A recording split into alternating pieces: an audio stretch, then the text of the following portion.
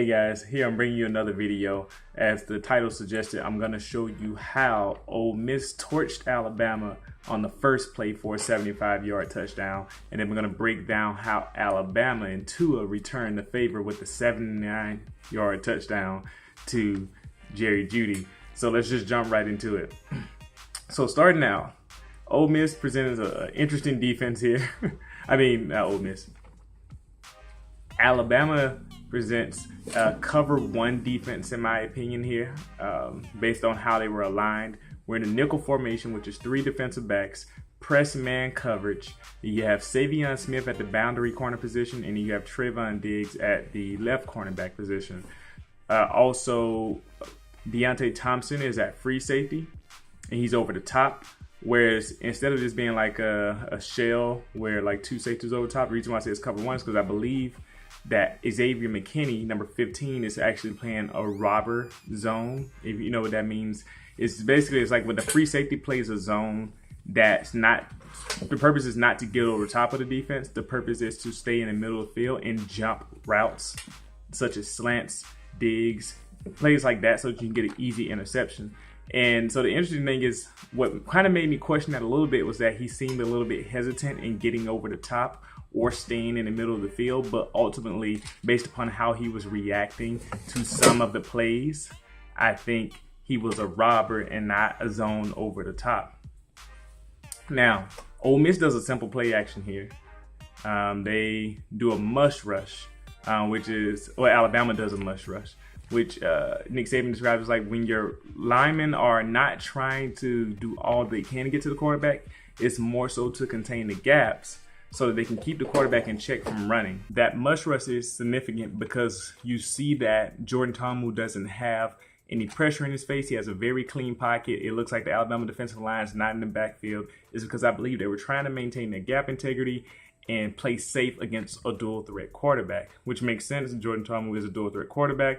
They want to make sure he doesn't get easy first down runs or yardage in that way.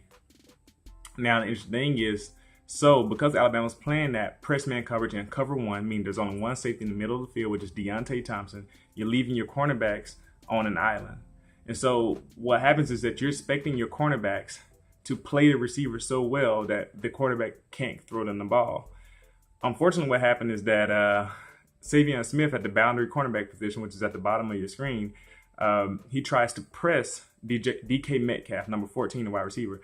DK Metcalf uses the one hand. So Savion Smith makes a mistake of trying to press with only one hand on a big-bodied receiver. He puts one hand on him. DK Metcalf shrugs it off, gives a fake to the left toward the sideline.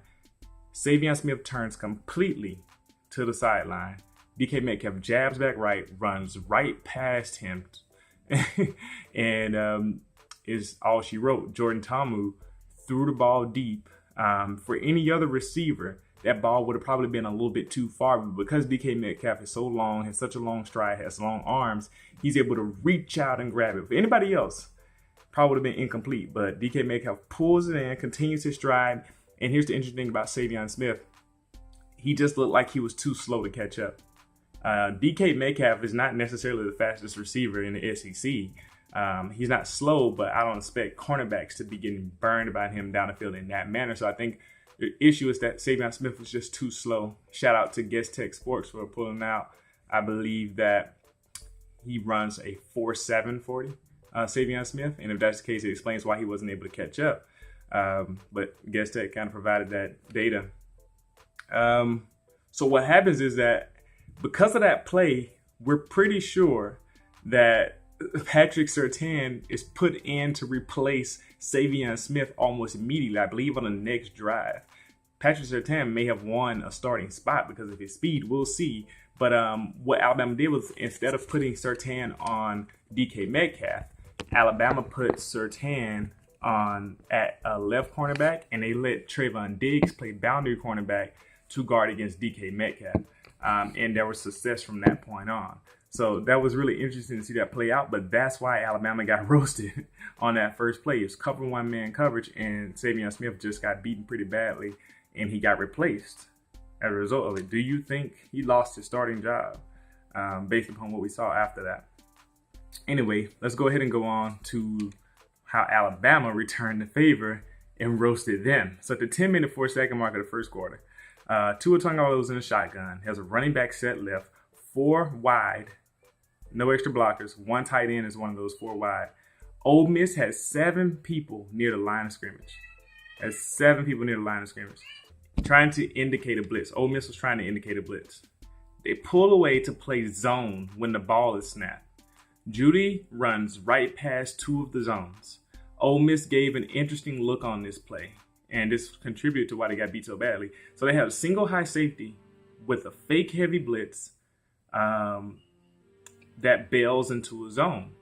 Okay, so a little deception, that seems right. But then the safety did not get on top of Jeudy. The safety I'm talking about is number 38, who's the deep safety. And the other safety who bailed to play zone from the line of scrimmage, number 36, was not able to run with Jeudy. So what happened was that he was supposed to get, I don't know if he was supposed to get on top of Jeudy, like some type of cover 2 type look. So you got 2 safeties over top and everybody underneath is playing zone. You got some flats. I'm not quite convinced on that because I saw the left cornerback playing a deep third-ish type play. So maybe some type of combo coverage because the boundary cornerback played a flat type zone, flat-ish zone. But maybe he was a deep third and he just didn't go up the field because nobody was there. The left cornerback played a deep third, like I said, maybe. But it could have, so this could have been a disguised cover 3. But the issue is if it was not done well at all. The result is that Tua eats it up. So as soon as Jeudy gets even with the bailing safety, the number 36, Tua lets it fly. And that's this anticipated throw. He did not wait till him to get open. He threw him open. And that's all she wrote. That's 79 yards. It lands over Jerry Jeudy's shoulders perfectly in stride. No chance for anybody to catch up to him as number 36, the safety, is just trailing and trying so hard. Number 38 wasn't even trying to get on top of this play. He just wasn't fast enough. He wasn't fast enough, and the other safety didn't even try. So, but I was impressed with the number 36, the safety, because he was trying to keep up with Jeudy. He was about a foot behind, but he apparently had some nice speed too, but it wasn't enough. But Ole Miss's defense let them down, and this was the start of it. It was just a bad day. Let me know what you thought about these 2 plays. And yeah, listen, answer my questions below. I'll see you next time.